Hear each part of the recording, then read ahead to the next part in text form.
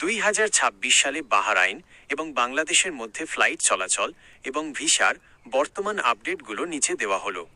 Flight update 2026। Bahrain থেকে বাংলাদেশে সরাসরি এবং কানেক্টিং ফ্লাইট নিয়মিতভাবে চালু আছে। 2026 সালের এপ্রিল মাসের তথ্য অনুযায়ী ফ্লাইটের সময়সূচি নিচে দেওয়া হলো।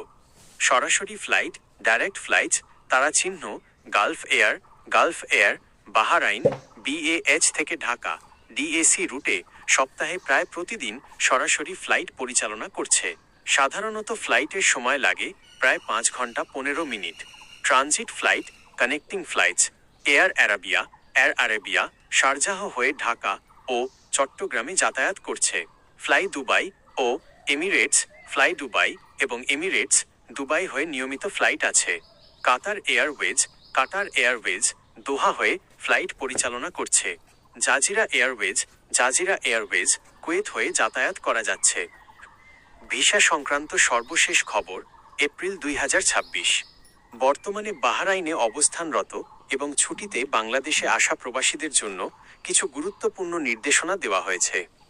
ভিসা নবায়ন রিনিউয়াল মানামায় অবস্থিত বাংলাদেশ দূতাবাস জানিয়েছে, যেসব প্রবাসী বর্তমানে বাহরাইনের বাইরে বাংলাদেশে আছেন তারা তাদের বৈধ প্রতিনিধির বন্ধু বা আত্মীয় মাধ্যমে বাহরাইনের LMRA labour market regulatory authority office থেকে ভিসা নবায়ন করতে পারবেন। সময়সীমা ভিসা শেষ হবার কমপক্ষে 2 সপ্তাহ আগে নবায়নের আবেদন করতে পরামর্শ দেওয়া হয়েছে।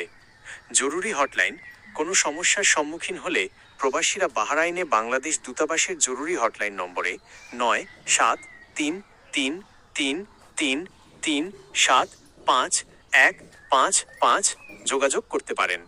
নতুন ভিসা, নতুন কাজের ভিসা, ওয়ার্ক বিষয়ে চালুর বিষয়ে বাংলাদেশ সরকার ও বাহরাইন কর্তৃপক্ষের মধ্যে আলোচনা চলছে।